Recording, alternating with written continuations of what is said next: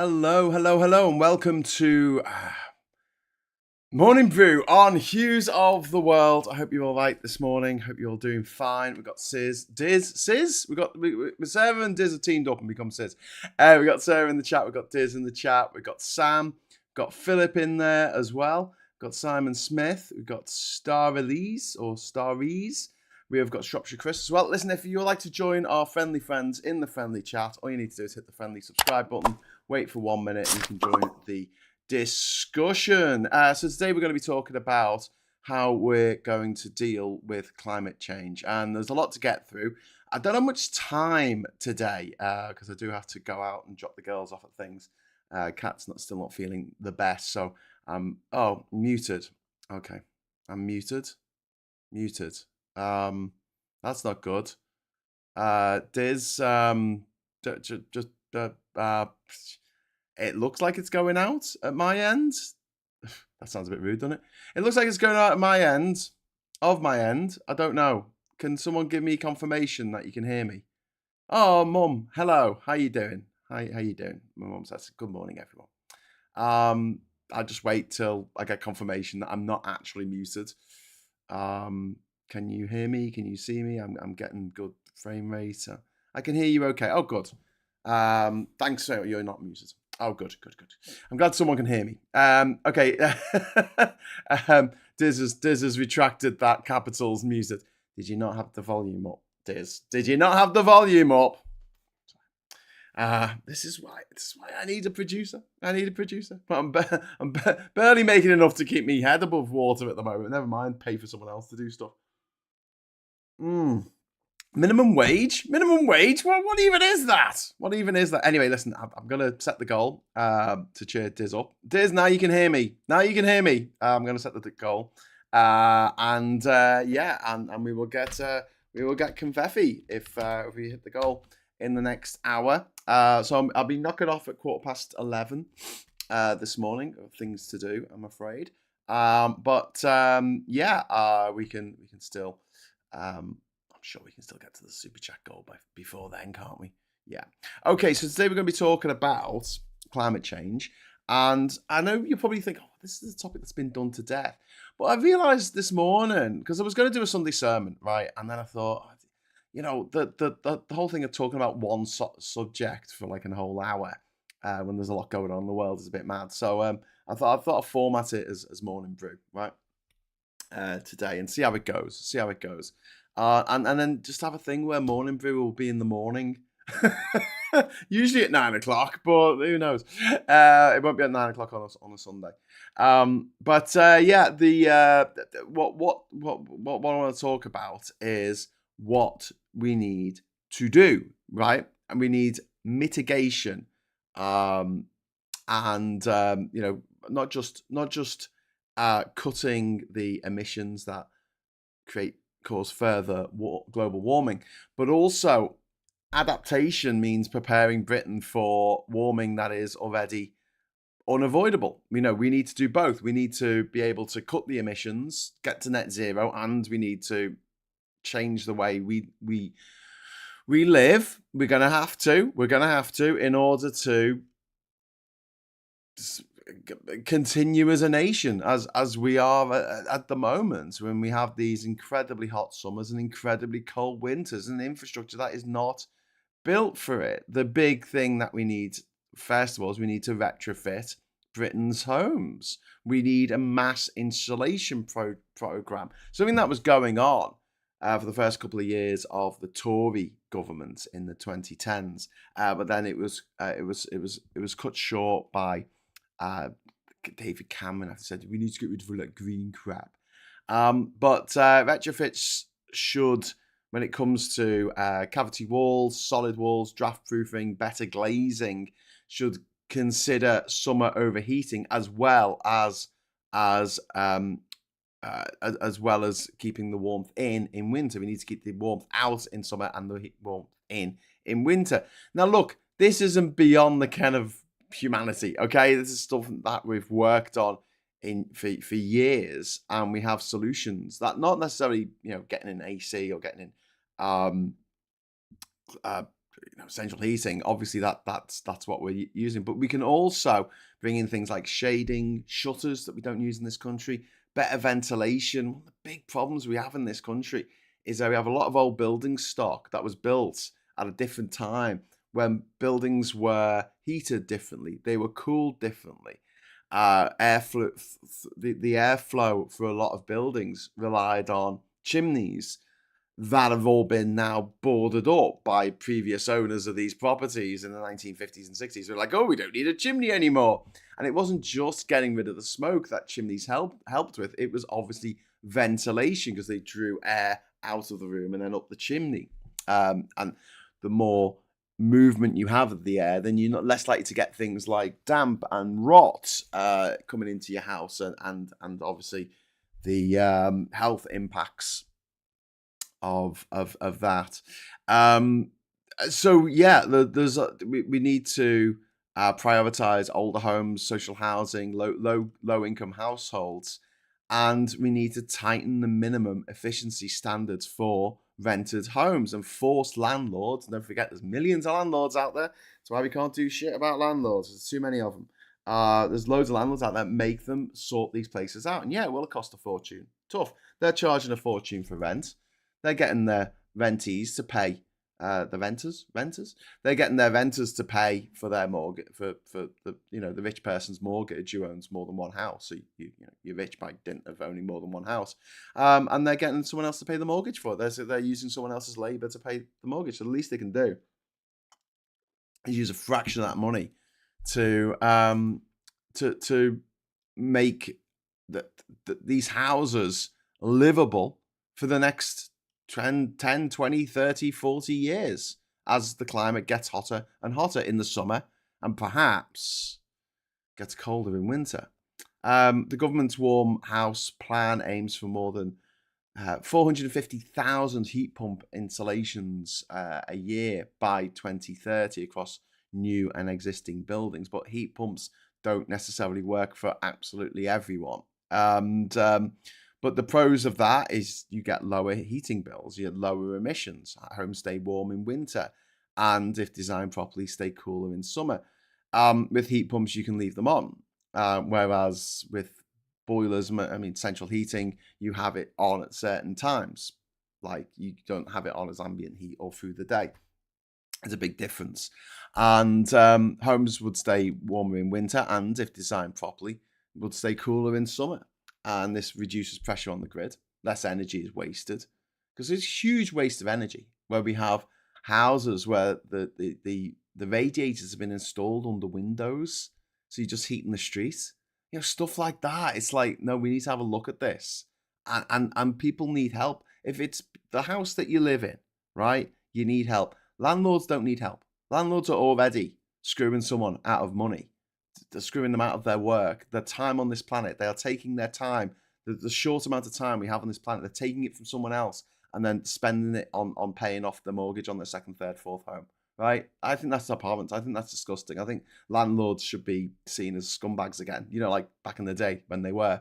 Do you remember in the 80s, like, Alexei Sale in The Young Ones, or Sheriff Fatman, the song by Carter the Unstoppable Sex Machine? Yeah, landlords weren't particularly viewed in a positive light. Let's just put that mildly. But now, since buy-to-let mortgages became a thing in the 1990s, they've got more money. But the problem is the upfront cost of doing all this is enormous. Britain has millions of old, awkward buildings, and if we do it wrong, as has happened with a lot of houses, especially under the Tories, they got bad retrofits, which stopped ventilation, which caused more damp, caused mold. And also there's a shortage of trained installers as well. And unless safeguards exist, landlords, of course they will pass the costs of doing this through to their tenants through rent. Of course they will. That's what they're going to do. So that we need safeguards in place to make sure they can't do that. We also need buildings capable of coping with extreme heat. Britain historically design buildings to retain heat, not get rid of it. We require overheating assessments for new developments. We need external shutters and shading so that you can have external shutters, right, on the outside of the windows, so you can close them so that the glass doesn't heat up. The glass of the double glazing doesn't heat up to a ridiculous amount. And we also need, like I mentioned, better ventilation, but we also need trees and shade around homes, schools, hospitals, care homes. Now, look, I don't know if anyone has ever lived in a house that has ivy on the side of it. It's a fucking nightmare. Ivy gets into your brickwork, it breaks your bricks apart, it pulls all the mortar out, it sticks to the wall like gorilla glue. I mean, it's horrific stuff to have on the side of your house. But there is a type of ivy, it's probably not even an ivy, called Virginia creeper, right? Which in the summer it's deciduous, I think the word is, so it loses its leaves in the winter. But in the summer, it only gently touches the wall on which it's growing up. You can just pull it off. You can just grab it and pull it off. Unlike ivy, which is like super glued on.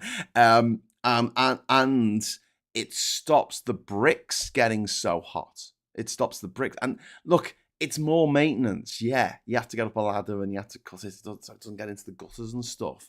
But that as a way of keeping houses cool is another canny thing that we can do.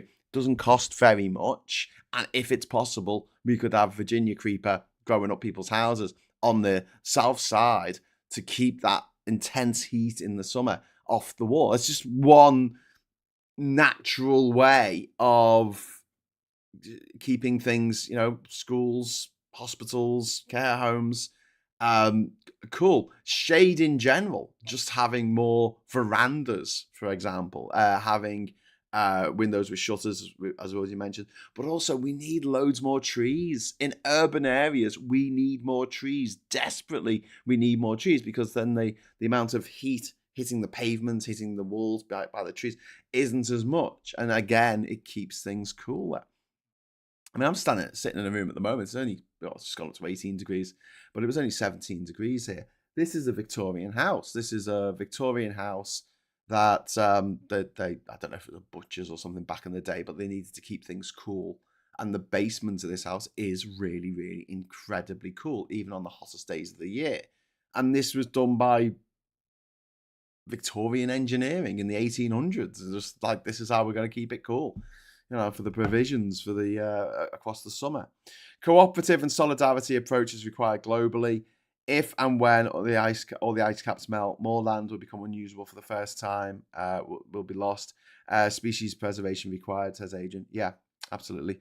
Scotland is rising, England is sinking, plus sea level rise, making the 1953 East Anglian flooding more likely.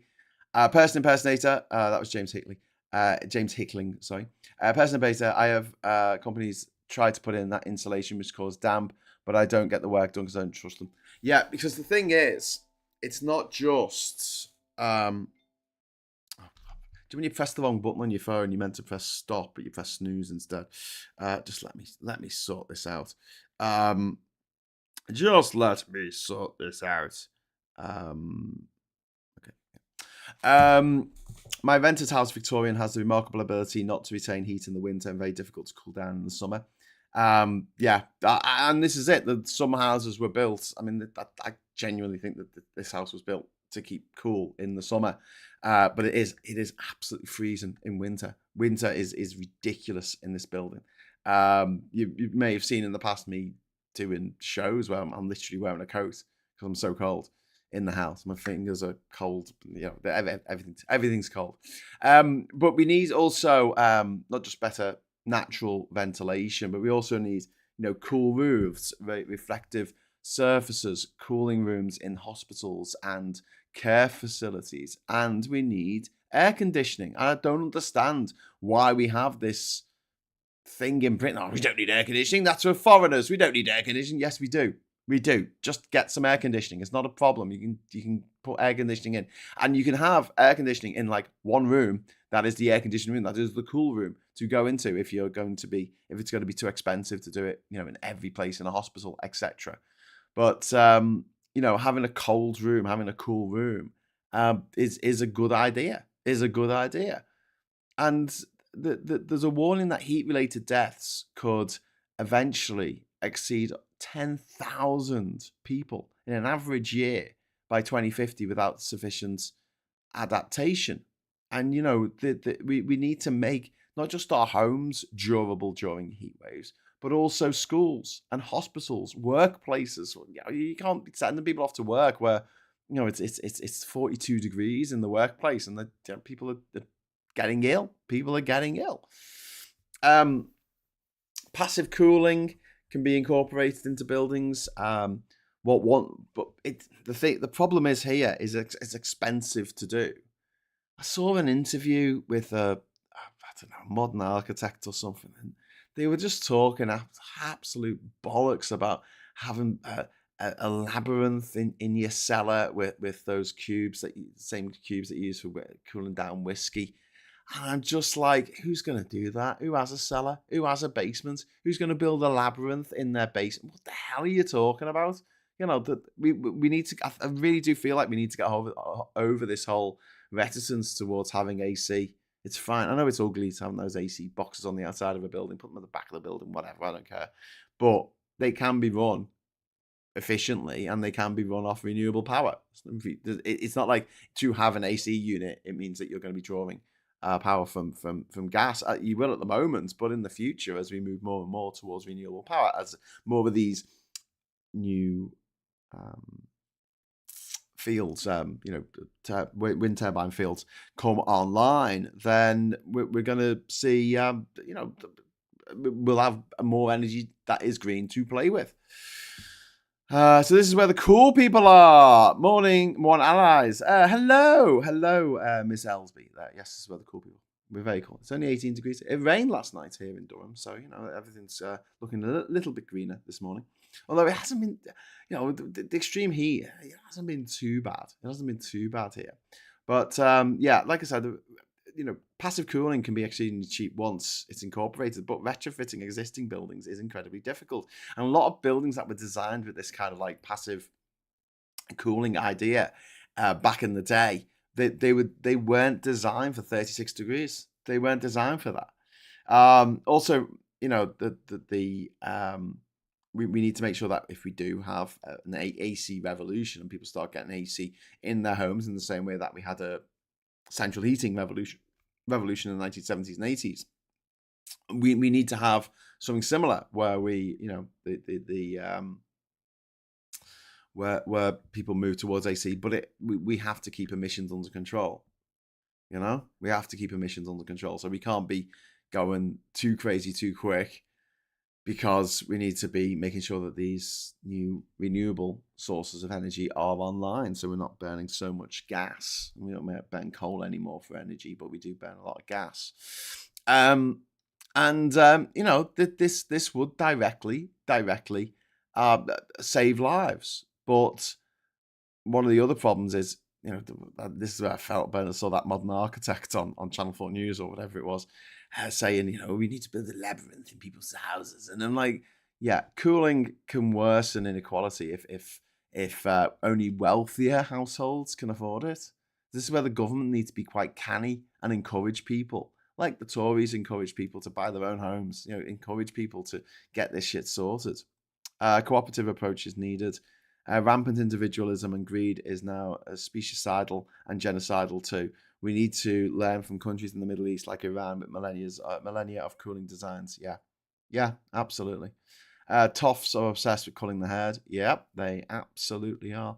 We also need to completely rethink our water infrastructure. This summer has exposed an obvious contradiction. We just had the wettest winter in history, and it rained for the first 2 months of the year. Do you remember? Just didn't stop raining. Do you remember when it just wouldn't stop raining? Yeah, first 2 months of this year. But now we're running short of water. We need to build reservoirs. We need to repair leaking pipes. We need to connect water networks so that water can be moved between wetter and drier regions. We need to expand water recycling. We need rainwater harvesting in new developments. We need to have storage tanks so that harvest rainwater. We can do that underground storage tanks. It's I want to say it is easy.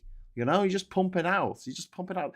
The water pump that I had in my house, and I know you'd have to have more pumps if you had a bigger structure or whatever. But the water pump I had in my house in Bogus on Ginger Island, I mean, it's only 12 volts. It's only 12 fucking volts. You can run it off of bloody, one of those little batteries that you put in your tongue, and that's a 9-volt battery. You can run it off a few batteries. Like it's not like a water pump takes an insane amount of energy. But what you can do is rainwater collection, where it collects water from the roof as it comes down, and instead of going straight into the sewage system, which is what we have at the moment, and causes the sewage system to overflow, it can go into underground tanks, and it can sit there. It can sit there, as long as the tanks are checked now and again to make sure that the water's not getting stagnant in there, and you want to put a bit of bleach in there, chlorine, whatever. But yeah, I mean, also we need we need more water efficient appliances. We need more water efficient buildings. We also need to be able to restore wetlands and peatlands so that landscapes retain water rather than losing it immediately. And we need to start planting some more bloody trees as well. There's so much. Britain back in the Bronze Age, 99% trees. We've lost all that. We've lost all that because we chopped them all down. That's like 1% trees. Motors don't need a lot of power to run. Yeah. Vaj says 2026 may be the last best year we have due to climate change. I don't think it's going to get that bad that quick. I mean, I don't think there's going to be people literally burning to death in the streets next year. But we do need to be talking about this. We do need to be coming up with ideas and solutions. Aren't car batteries 12 volts? Yes, they are. 3 AAA batteries, I think. No, AAA batteries are 1.5 volts, aren't they? So you'll need you need a bunch of them. You'll need 9 of them. 9, I think. 9, 8. You need 8 of them. Yeah, I think something like that. Anyway, so yeah, you need 8. You'll need 8 1.5 volt batteries. But yeah, we also need to look at reforming the privatized water companies. We need to take them under national control. I think so. Infrastructure investment takes priority over the extraction of profits.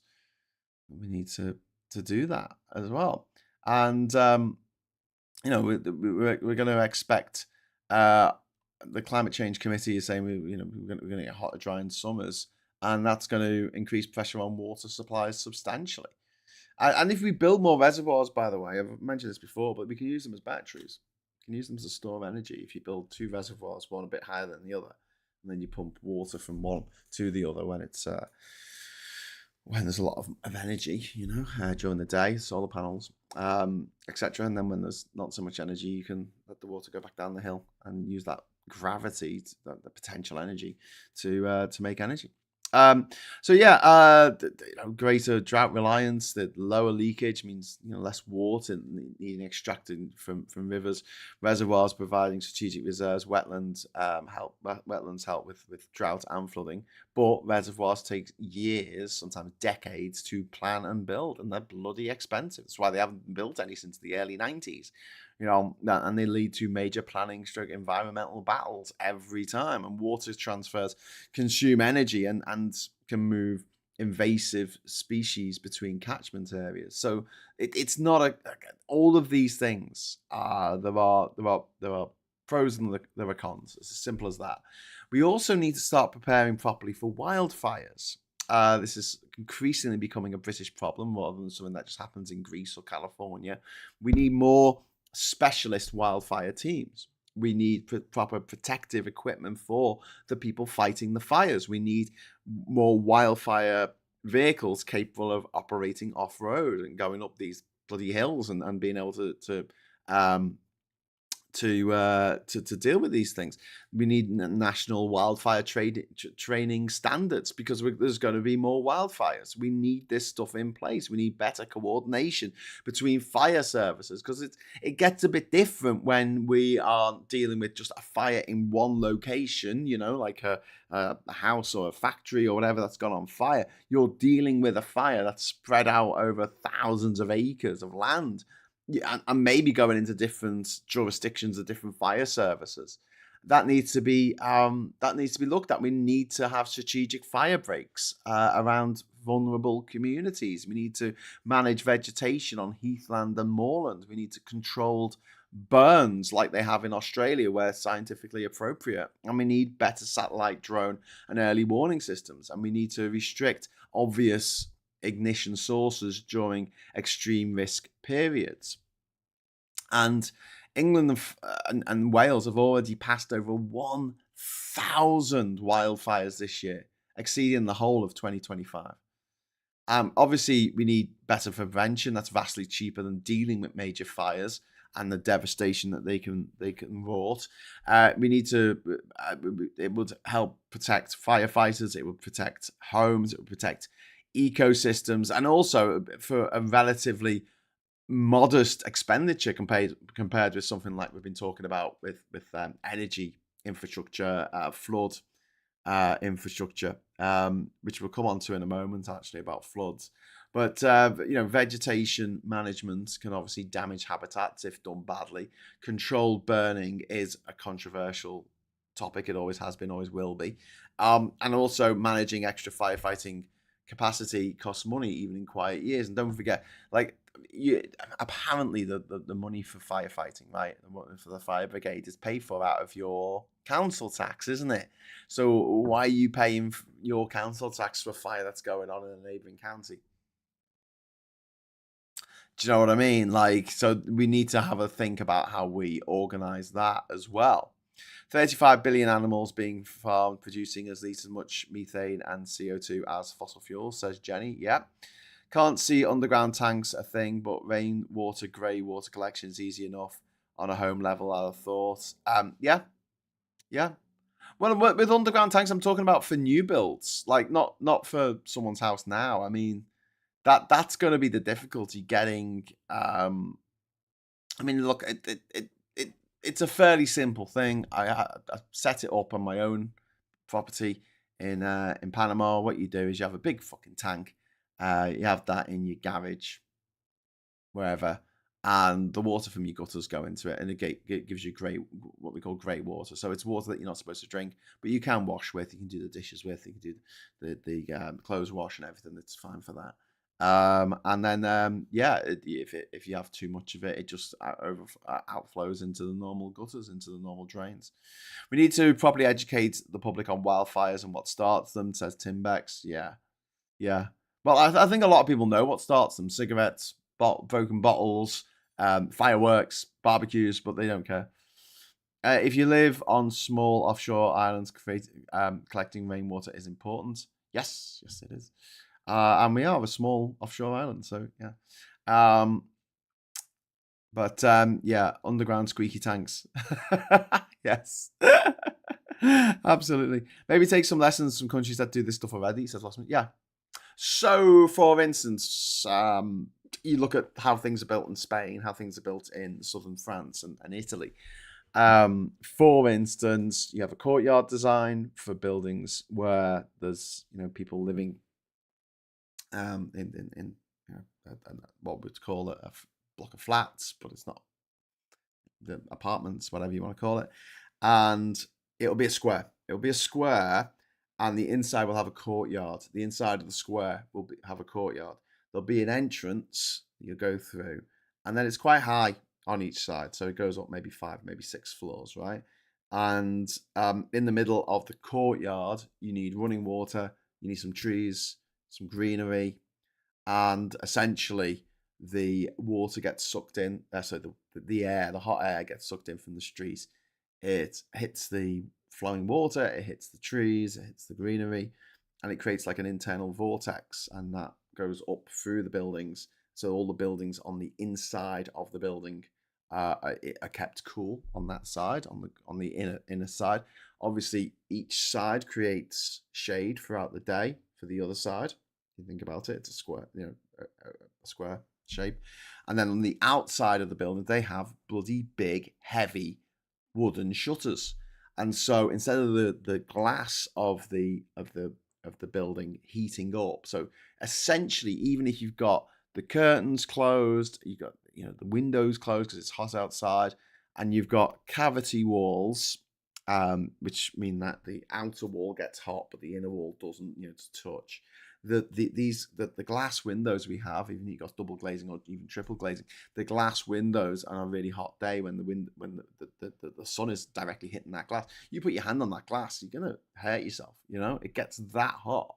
Even with triple glazing, it gets that hot.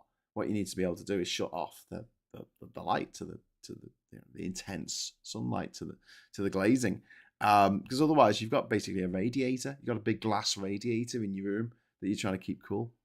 But yeah, Morocco has helped out Portugal with fires. Sweden and Bulgaria have helped Spain, and communist China has helped the USA. Yeah. My mum caught 3 kids trying to start a fire in her local park. They ran off laughing. Yeah, which is problematic. I'm hoping that the alert we got the other night isn't subject to a backfire where someone reads it and goes, "Hey, let's go and have a barbecue. Let's go and set off some fireworks." There have been problems all across the Northern Hemisphere this summer. Global cooperation required. Can't be stressed enough. The Spanish fire crossed into Portugal. European aid. Yeah. Well, fires don't respect borders, do they? So yeah, as we saw in America and Canada, where Trump was moaning about the smoke coming from Canada. We also need to flood-proof the country. So climate change doesn't just mean drought. Warmer air can hold more moisture, meaning heavier downpours. And if the ground has become really dry, as it has done in the last few months here in the UK, the ground compacts and it doesn't absorb water as efficiently. So when it does rain and it rains more, it means that it fucking rains, and we can end up with this huge flooding problem. Like what happened in Spain. Remember in Spain, there's horrific pictures of that torrent of flood waters going through the streets and just washing cars away. It looked AI. It looked fake. Remember, that will happen in the UK if we don't do something about this. The CCC, the Climate Change Committee, the report to Parliament, which I'm drawing from here, says that 6.3 million properties in England are currently at risk from river, sea, or surface water flooding, and that could rise to 8 million by 2050. So what we need, more flood barriers, more strengthened sea defences, stop building inappropriate housing on floodplains, stop building on floodplains, and use those floodplains as floodplains. So sustainable urban drainage, permeable paving we need as well. So, when you go into some car parks, they have that kind of like crisscross paving. Do you know the type I mean?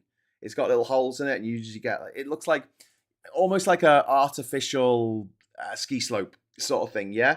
And it's got holes in it that allows water to go into the paving, whereas at the moment, most of our city and urban areas, towns and things are completely permeably covered in tarmac or in flagstones that are just, the water can't get through, obviously. And it all goes into nothing gets absorbed by the earth as it should do. We need to restore wetlands. We need to meander rivers. We need beavers. We need more fucking beavers building dams. We need to plant more trees. I keep saying this. Like, trees are brilliant for shade. They're brilliant for keeping for taking not just CO2 out of the atmosphere, but they also absorb water through the root system and everything. They're a good holder of water, and also they provide some shade as well. So CO2, shade, and holding water. We need more trees, but the trees have to be the correct type of trees, and they need to be built in the right place. Planted. Sorry. They need to be planted in the right place, or treed in the right place, I guess. Because if they put the wrong species in, like oaks are not surviving. Oaks are dying in this country because it's getting too hot for them. We're going to have to plant more trees that are sustainable in high heats. High heat in extreme heat in the summer. RSPB, Fairburn, and St Albans hold floodwater for Leeds. When do we get onto Oxbow Lakes in geography, Mr. Hughes, says Martin Harrow. Yeah, the only thing that any of us learnt in geography was about Oxbow Lakes. So just so when we watch the beginning of EastEnders, we can go, oh, it's going to turn into an Oxbow Lake one day. You see the map. Yeah, you know what I mean. More beavers equal less floods. Yeah, more wetlands and beavers. Yeah. Stop cutting them down as well as planting. Yeah, let's build some trees. We should build some more trees out of Lego. No, let's not do that. We also need to give rivers more space to flood safely. You know, there's rivers in the UK where we've literally put fucking banks. We've put, you see this in London, you know, the Thames. There's embankments either side, stone embankments, so the water can't go out anywhere. It's got to stay in the channel that it is kept in. And then we've built right up to the edge. We've done a lot of things that are really not giving any leeway to nature to get hotter, to get wetter, to get colder, or anything. You know, we're built within the parameters of the early 20th century, but we're not living there anymore. This is the early 21st century, and it's getting hotter, it's getting wetter, the weather's getting more extreme, and we need to respond to that. We need flood resistant ground floors and electrics in vulnerable properties, you know. And look, I don't know if any of you have had your property flooded, but it's fucking horrific because it's not just water. This is the thing, you know, you see flooding in Tewkesbury or somewhere, and you see people's houses and they're sort of, you know, knee deep in water, walking through their living room, wading through that. It's shit. There's loads of shit in that water because we don't have a separated sewage and grey water system in this country mostly. You know, it's all just thrown in together. But it's not just sewage and grey water out of people's homes. It's also the gutters on the streets all go into the same tube, or the tunnel, I guess, under the ground. And that is one of the reasons why when we have a flood, it's not, you get shit in the water, you know? It's really, really bad. For the Oxbow, thank you so much, Lost Missionary, for the first super chat of the morning. I heard about another earthquake. Yeah, there's another earthquake in Indonesia.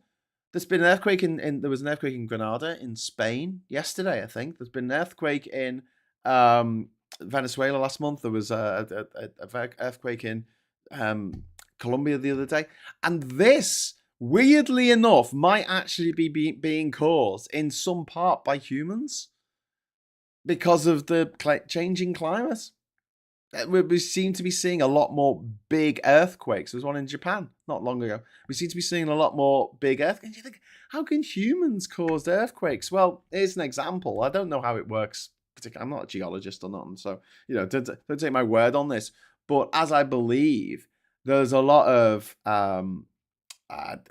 tectonic activity which is kept in place by groundwater, you know, by the water in the ground, and we're taking the water out the ground and using it because not enough water is coming from the sky in various places around the world. But also then there's the pressure of the permafrost in Canada, in Antarctica, I guess, in Greenland, which is pushing and glaciers. Think about glaciers all over the world. It's pushing the ground down, right? Because it's dead heavy, right? That glacier melts and it lifts up a little bit. What can fill that gap? Lava. So we might even see more volcanoes going off because of what humans have done.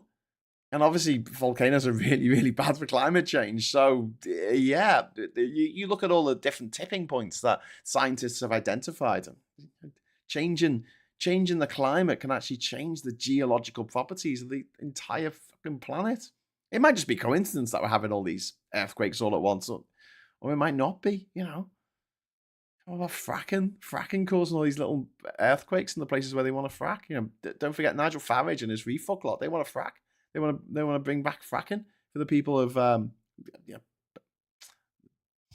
Blackpool. Let's be honest, the shit in the rivers isn't helping. Yes. You say that like I'm saying, "Oh, the shit in the rivers, that's a good thing." It's really not. It's getting hot in here. Let's take off all our clothes.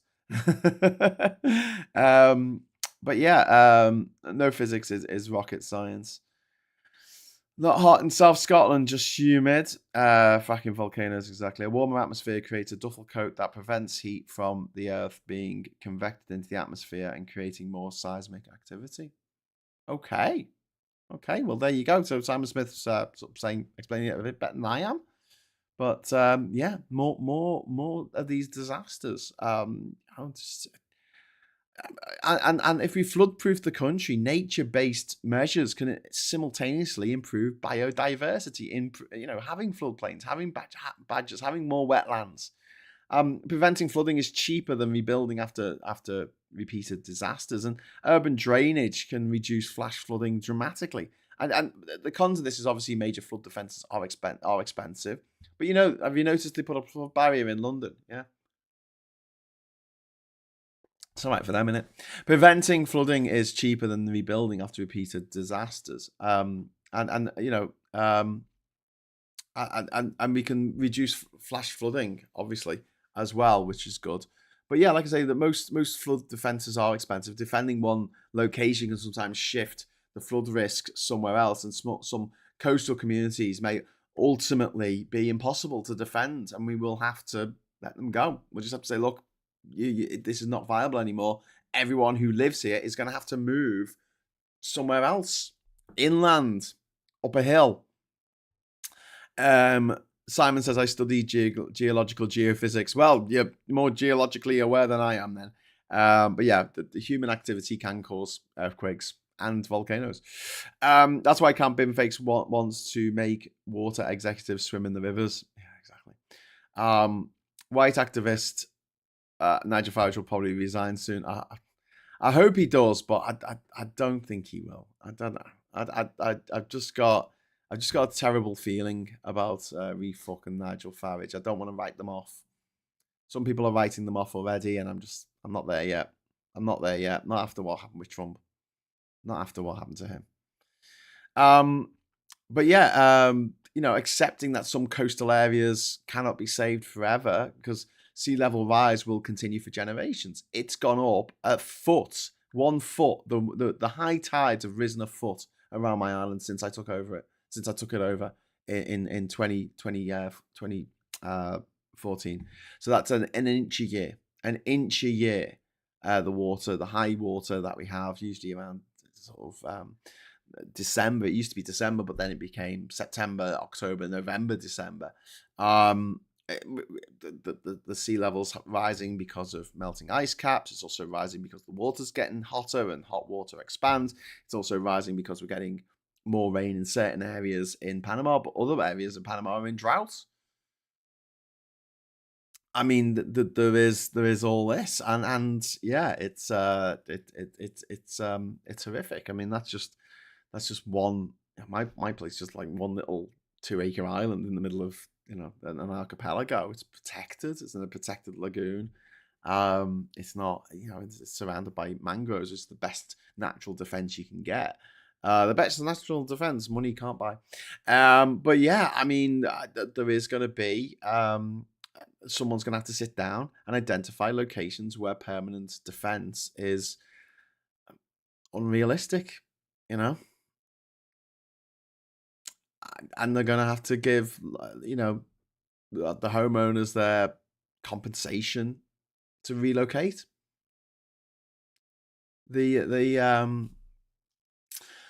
The Climate Change Committee report from 2025 says that up to 45,000 properties could be in areas threatened by coastal erosion by 2050, depending on how coastlines are managed. I mean, we might have to see honest long-term planning, and avoiding pouring endless money into indefensible locations just because there's cultural or historic value to it. I mean, I'd like us to be able to protect everywhere, but we're not going to have the money or the resources to do so.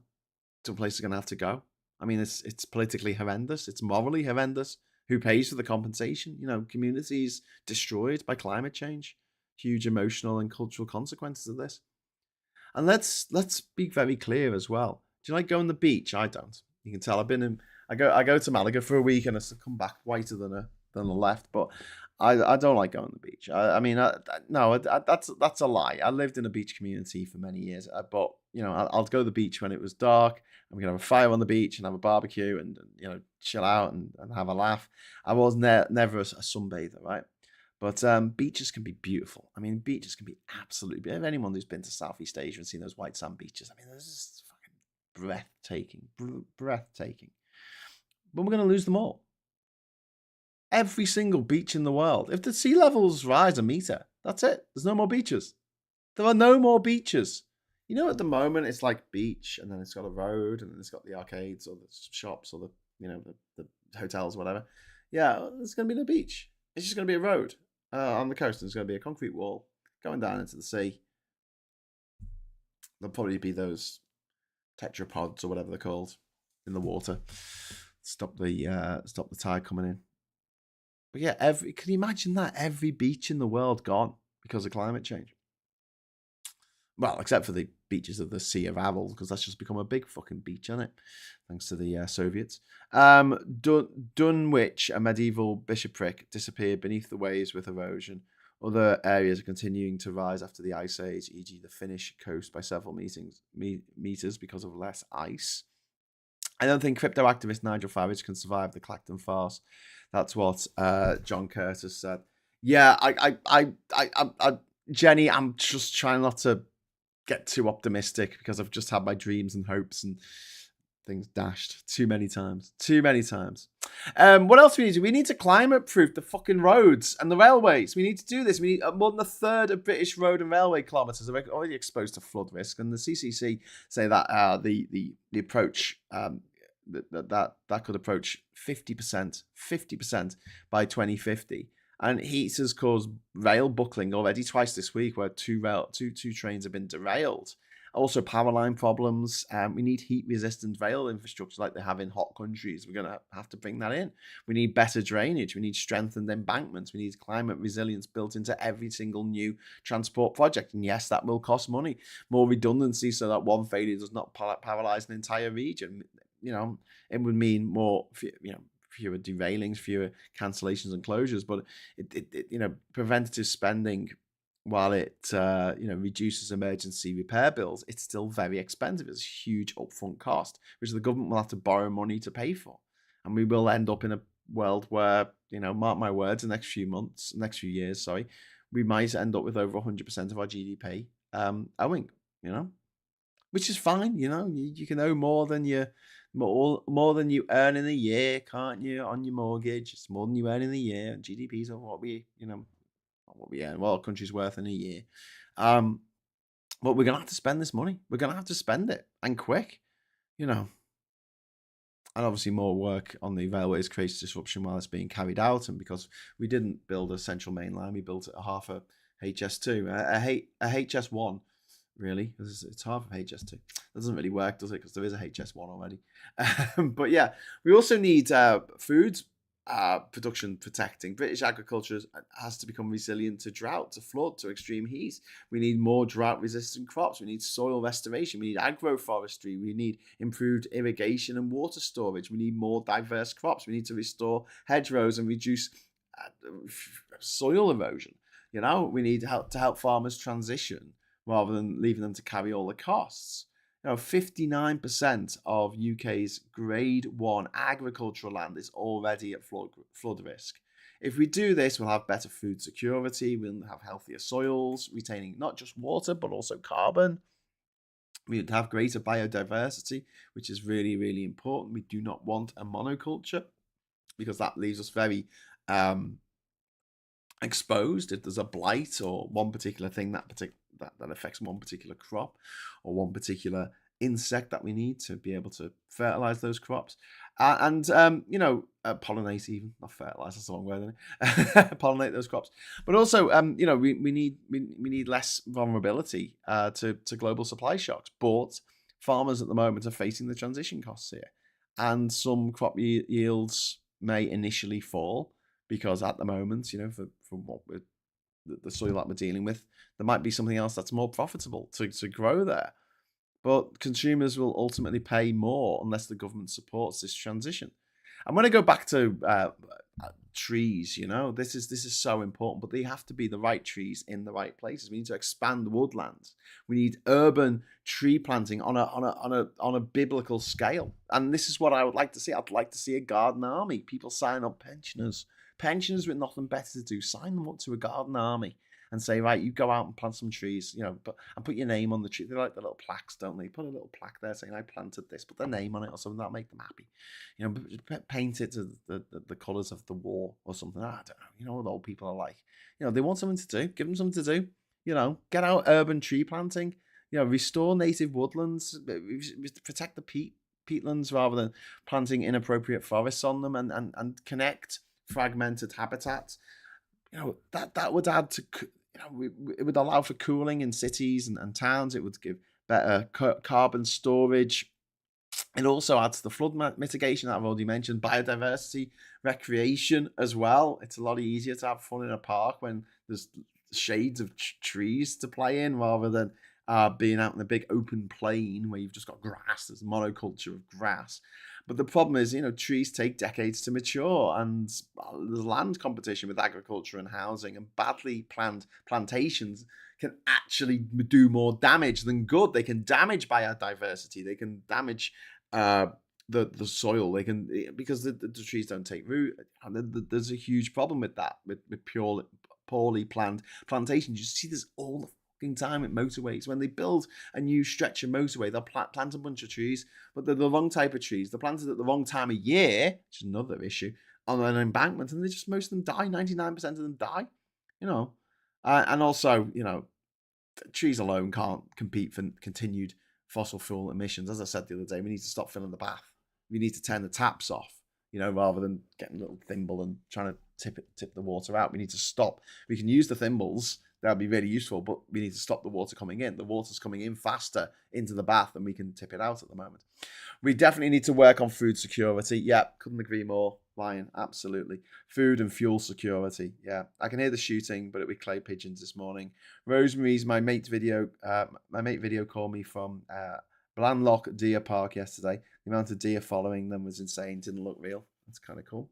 Raptor protection on grouse moors persecution on grouse moors needs to be stopped. Yeah, grouse moors need to be stopped. They're a fucking horrible idea.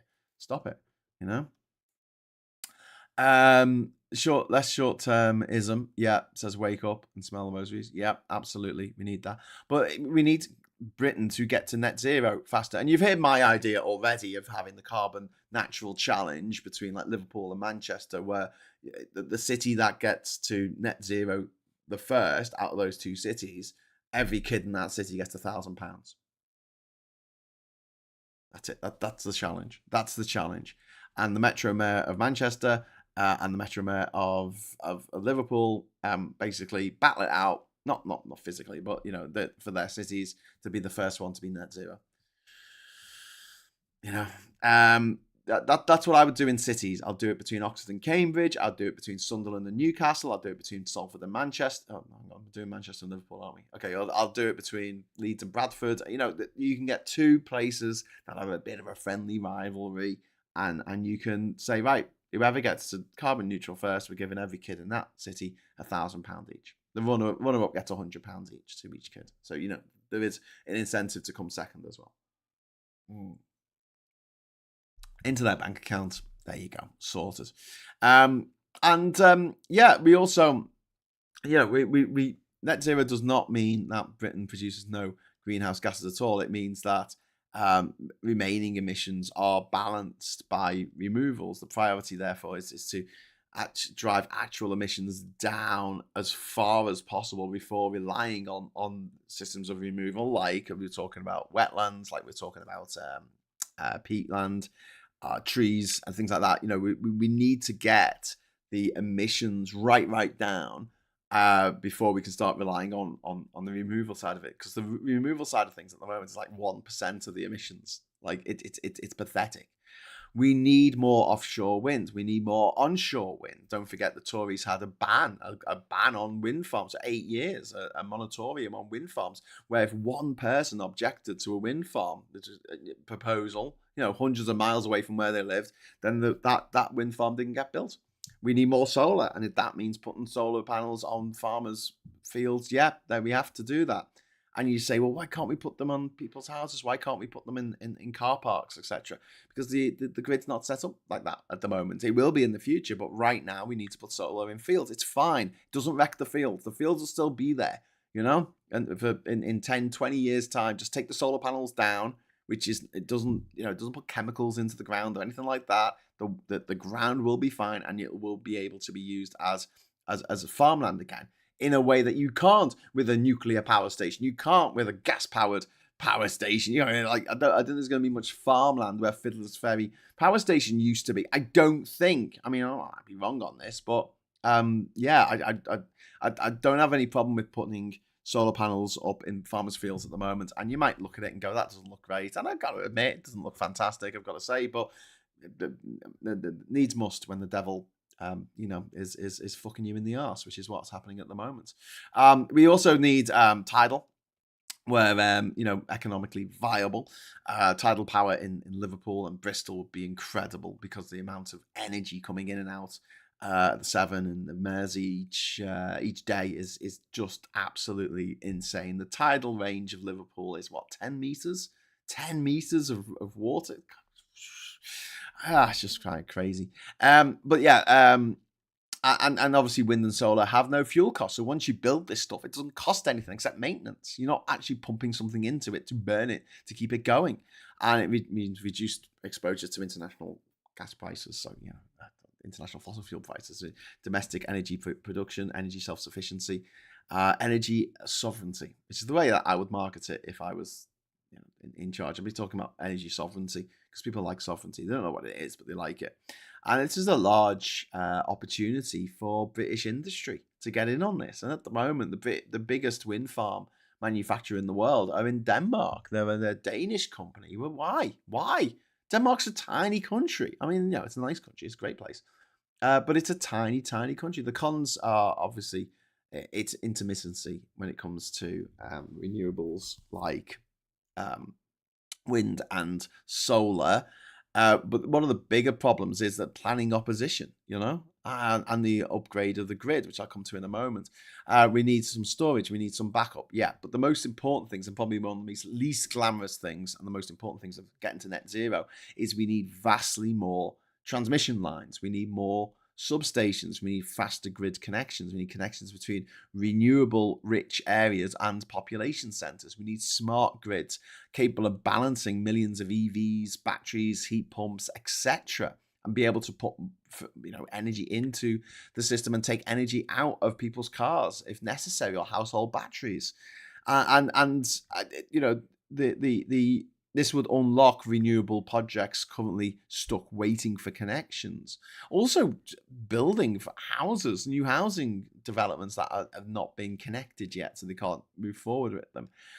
It also makes a full electrification possible. It's not possible at the moment. We don't have enough transmission lines. We need to build them against the will of the NIMBYs who are going to moan about it. It's also going to be really expensive. And pylons tend to generate fierce local opposition. Planning can take years. We need to cut through that. We need to say, look, this is world-ending stuff. This is Britain-ending stuff. And also, we need to get going with massive energy storage. We need grid batteries. We need pumped hydro, as I explained, having two reservoirs at different heights. We need thermal storage. We need using salt. We need vehicle to grid technology. We need to look into ways of when energy is plentiful, when the sun is shining and the wind is blowing, we don't waste that energy. And that would reduce our necessity to use gas as a backup, which isn't helping, because the amount that we pay for our energy is based on the most expensive part of the energy grid, which is usually gas.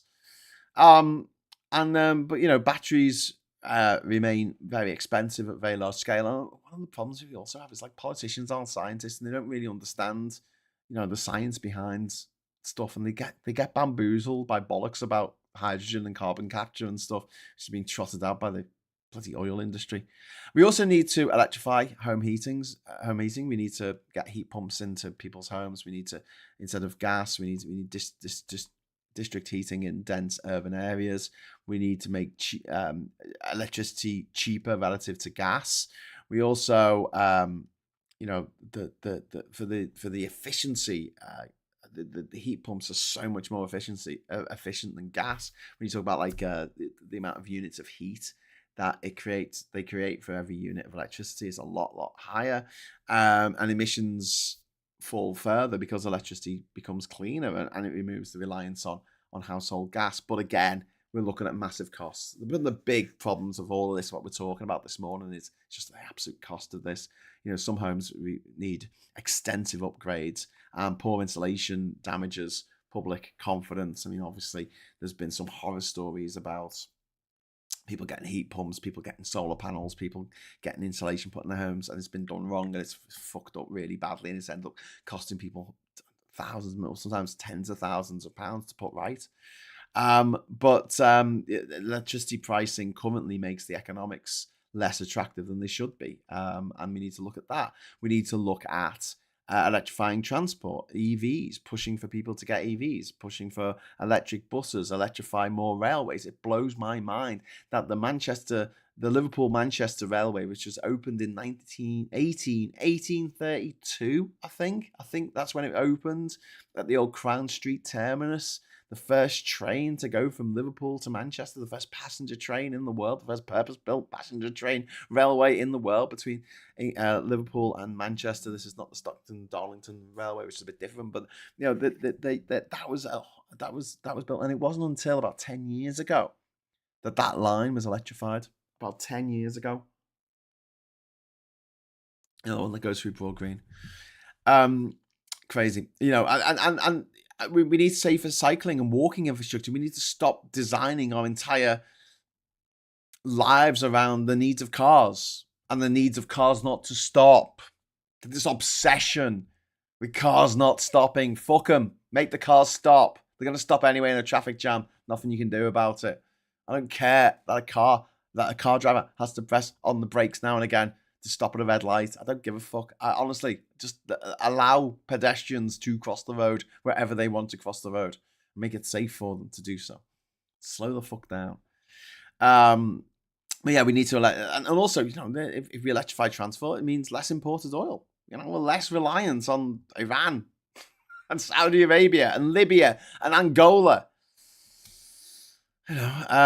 But the purchase price of EVs at the moment is a barrier for a lot of households, and charging availability varies enormously. The way that our charging infrastructure works at the moment, it's not like, imagine you went into a service station to get petrol, right? And you put the petrol pump in, but then you have to get an app on your phone.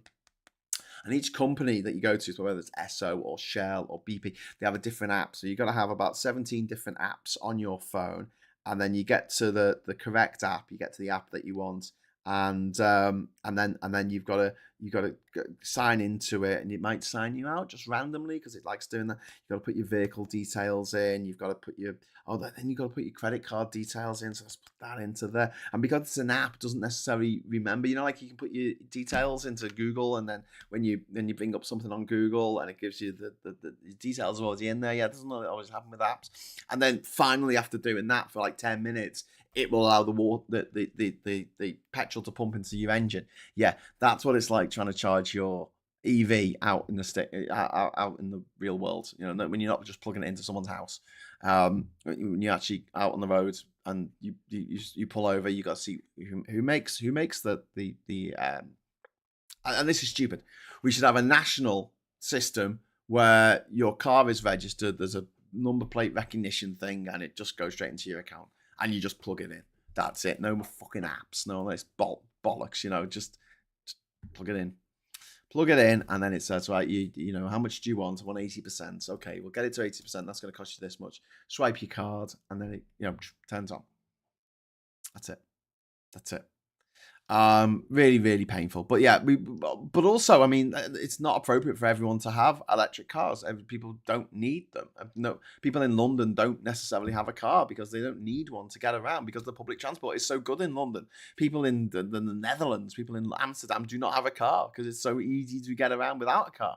We need cheap buses. We need reliable trains. We need integrated ticketing. We need to restore routes that are to poorly connected communities. We need safe cycling infrastructure, which is away from the fucking road. You know what? That makes the cyclists happy because it's safe for them, but it also makes the motorists happy because then you don't have to spend half an hour stuck behind a family of four slowly going up a hill on the road because you can overtake them. Obviously, it will cut emissions, etc. Another thing we need to do, we need to decarbonize industry. Some sectors can't simply plug into the electricity grid tomorrow, but we need electrification where possible. For selected industrial processes, and you're going to laugh when I say this, but we do need green hydrogen. That's hydrogen produced by environmentally sustainable ways. Currently, the smallest percentage of hydrogen, but that needs to be put in place. We do need carbon capture for genuinely hard to abate emissions. We need cleaner steel, cleaner cement. Also, we need a circular economy, and we do need more recycling. We need to be recycling our cars. We need to be recycling our fridges. We need to be recycling our phones and everything that we use. We need to be recycling this stuff. And also, we need to have this will protect British heavy industry and a low carbon global economy, and it potentially creates major new industries. And the mitigation has to be put there to make sure that if they need X amount of energy and that can't be provided by just plugging it into the grid, and they do need to use hydrogen, then we have what's it called? Green ways of creating that hydrogen for those specific places. You're not going to have a hydrogen car. Forget your hydrogen car. Not going to have that. Not going to happen.